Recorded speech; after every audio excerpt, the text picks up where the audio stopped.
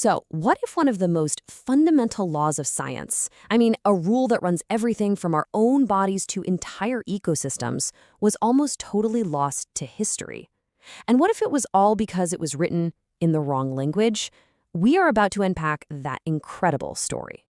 When you think about the basic rules of chemistry, the laws that dictate how everything interacts, they just feel permanent, don't they? It's like they've always been there, just part of the fabric of the universe, waiting for us to notice them. Well, it turns out that for one of the most important laws, that's not quite how it happened. This is the story of an idea so profound it underpins modern medicine, ecology, you name it, and yet its journey into our textbooks was stalled for over a decade. Okay, so to really appreciate just how big of a deal this breakthrough was, we've got to rewind a little and look at the problem that had everyone else completely stuck. This is the law at the very heart of our story, the law of mass action. Basically, it's what describes how chemical reactions actually happen. And today, it feels so obvious, so intuitive, that most people don't even think to ask where it came from. But trust me, it wasn't always so obvious. Yeah, before the law of mass action finally showed up, scientists had a much more rigid and, as it turns out, a deeply flawed way of looking at chemistry. The going theory was this thing called chemical affinity. A guy named Torben Bergman was its biggest champion. He thought that every substance had a fixed, ranked attraction for every other substance. He even made these big tables about it. In his world, if A liked B more than C, the reaction was a simple one-way street. End of story. And right there, that was the massive problem. Scientists could see with their own eyes that some reactions were reversible. They could go backwards. But that just didn't fit into those neat little affinity tables. So a lot of the time, these observations were just brushed off as weird exceptions. The theory was breaking down. And this is where our two heroes step onto the scene, with a totally different way of seeing the whole thing. So back in 1862, you've got these two brilliant guys, Cato Goldberg, a mathematician, and Peter Waget, a chemist. And fun fact, they'd even married sisters. They just weren't buying the old one-way affinity idea and were determined to figure out what was really going on. But here is where their incredible struggle began. They published their big idea first in Norwegian. And crickets. Barely anyone in the scientific community read it. So they tried again in French. A little better, but still, it didn't really catch on. It wasn't until another scientist, Van't Hoff, started publishing similar ideas that they finally republished their work in German, which was the language of chemistry at the time.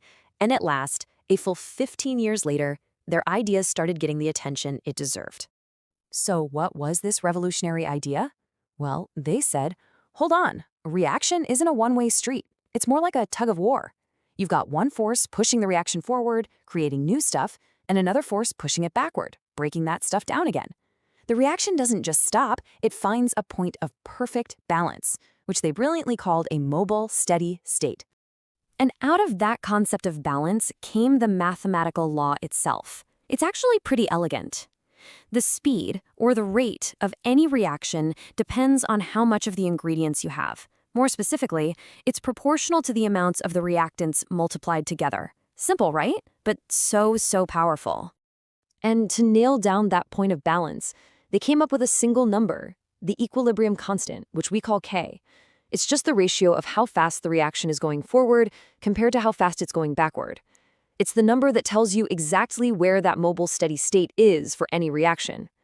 So once this idea finally made it into the mainstream, its impact was, well, it's almost impossible to overstate. It became this hidden engine driving whole new fields of science. Just look at biochemistry. Every single enzyme reaction happening in your body right now, the literal processes that keep you alive, is modeled using the principles of mass action. This is the bedrock of how we understand enzymes and how we develop new drugs. And the law's reach goes way beyond the chemistry lab. Think about the SIR models we use to track epidemics, susceptible, infected, and recovered. They're built on the law of mass action. The rate of new infections is literally a product of the concentration of healthy and sick people.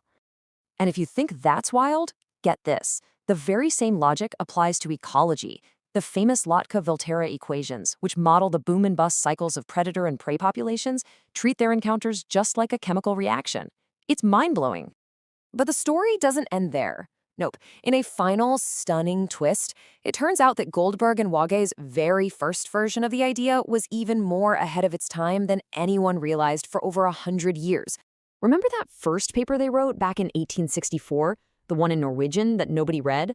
Well, in that version, their formula was actually more flexible. It had exponents that could change.